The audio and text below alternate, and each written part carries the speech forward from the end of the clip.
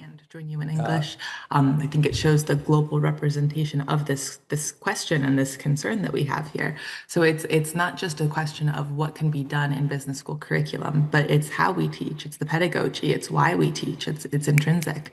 So to be able to take this question and frame it to the educator, to the university when we're considering, you know, what is the pathway to reward, the pathway towards tenure, the pathway towards success in the school.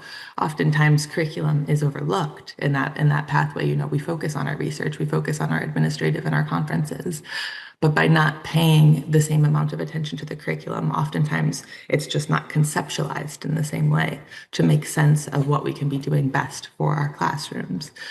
We're fortunate that at least these problems are being recognized. AACSB, one of the largest accreditation bodies, has added an additional standard 9. EQUIS's standard within the EFMD framework also makes explicit reference. So the ideas of incentivization are growing. But in addition to that, the resources as educators that we consider in our curriculum and in our pedagogy are something that can add true value for really making a difference in the student, in the growth of skills development, in the physical sense, in the mental sense, but also just in how we see the world. The Case Center has put out a lot of cases, and Ivy Publishing, Harvard Publishing, on making sure that the protagonist has, you know, thoughtful competencies that a student can learn from, can put themselves in the shoes of that individual and move forward with.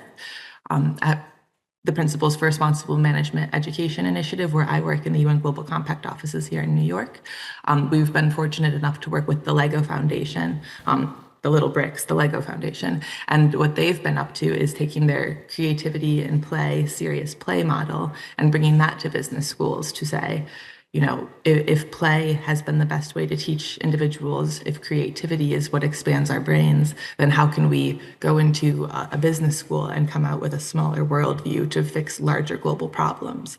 So the ideas of what we can do ourselves and how we can champion the causes in our classroom around sustainable development, especially evidencing to our students what it means personally and professionally to embody these, to show that you yourself have taken steps towards aligning your work and your mission towards these things. So it doesn't come off as a window dressing activity or something at the end of a chapter or a lesson, but becomes something true and pure that students can see themselves in. Because if we can build the skills towards seeing yourselves in the curriculum, then they can take what they've learned from the curriculum and apply it beyond.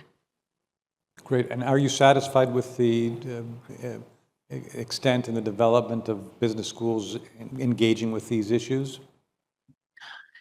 It'll never be a true yes, will it? There can always be so much more. But the idea that we're here having this conversation, you know, that we're not quite at 2030. We've still got 5 more years. So we can all keep working towards the sustainable development goals together, but especially the vein of finance and accounting education, the language of reporting. There's been so many advancements in how we're able to articulate the problems and how then we're able to teach to the problems since they've become articulated. So we've seen large progress, and I'm happy for that, but it'll never be enough until the world's there.